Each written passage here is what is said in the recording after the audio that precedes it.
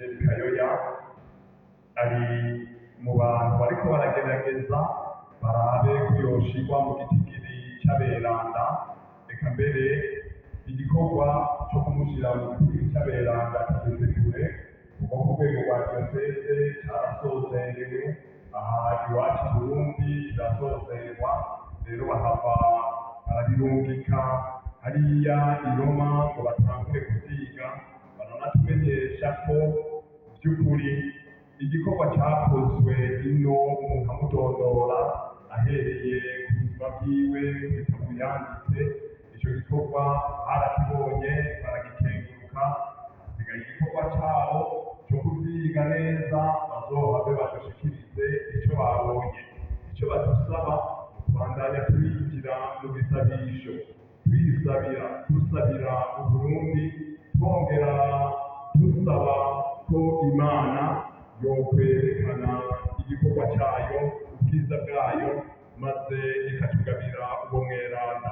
Ntari wenyene muri ico gikorwa caranguwe, ari kumwe na ba baseminari 40 bapfa bapfira umuvukano, akaba kumwe n'abasameriyano 3 hariya ibiyengero nabo nyene bagandaguwe.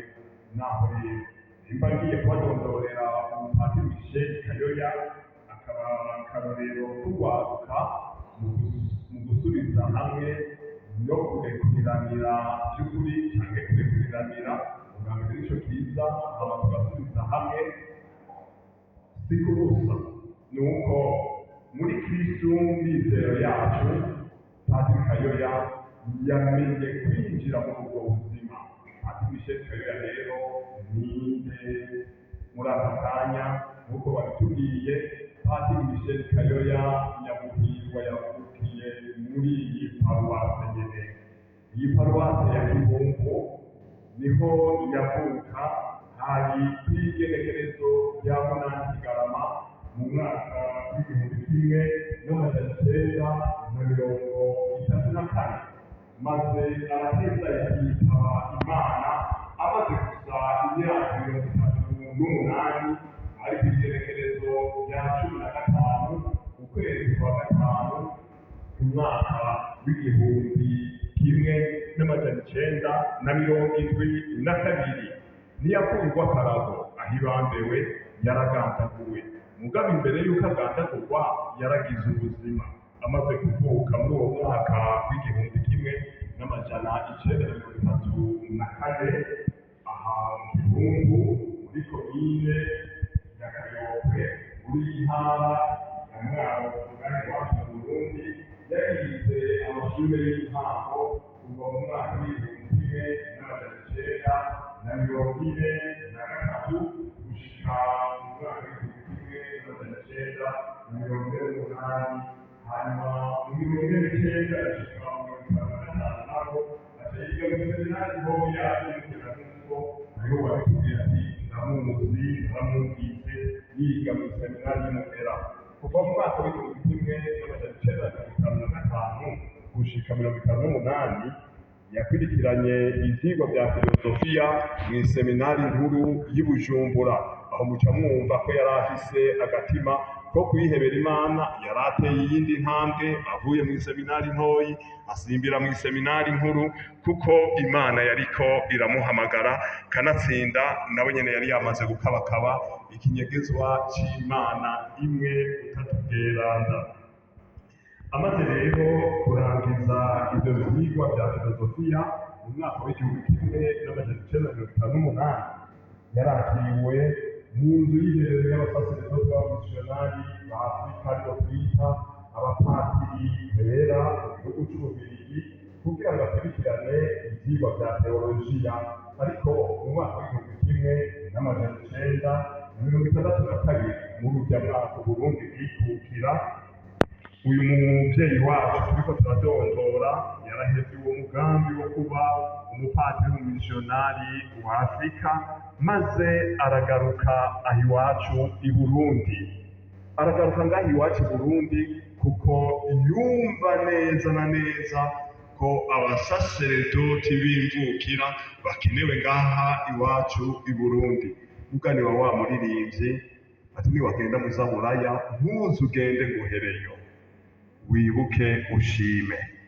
Bavukanyi rwaruka natubera akarorero, naho byari ibihe bigoye, naho twari mu bihe nyene bigoye byo kwihukira, ubu yarashimye kugaruka ngaha iwacu Burundi. Yagize ubwoba, wibuke ushime.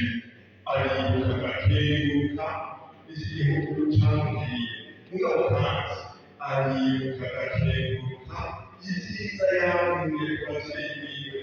Naco gituma igitabo ca mbere yanditse mu mwaka w'1968 avuga yari iseminari y'Ingera, ari umuyobozi w'iseminari. Yaranditse mu makanda yatawe, urwanda rw'i Burundi mu kwisunga imigenzo myiza.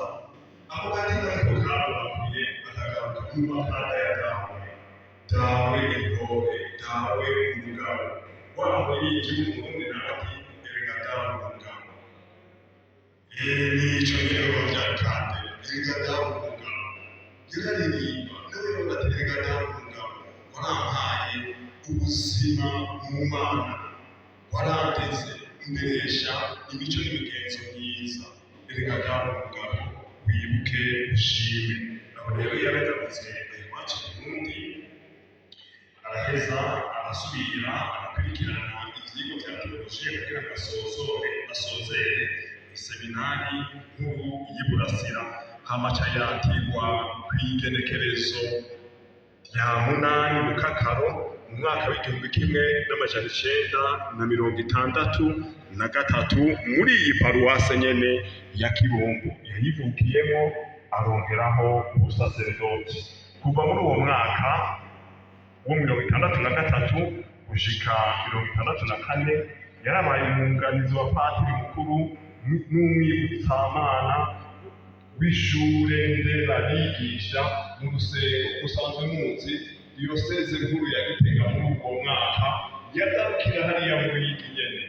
Yagiye rero ahungitswe n'umwepiskopi muri ubwo butumwa, aho yaciye atanguza ikigo ndangakaranga ca Buyogoma. Ntimuteye akaranga, ndangakaranga ca Buyogoma, kugira ngo tuvuge turi abantu nyabantu, abantu bashimikiye mu mico kama yo ngaha iwacu i Burundi.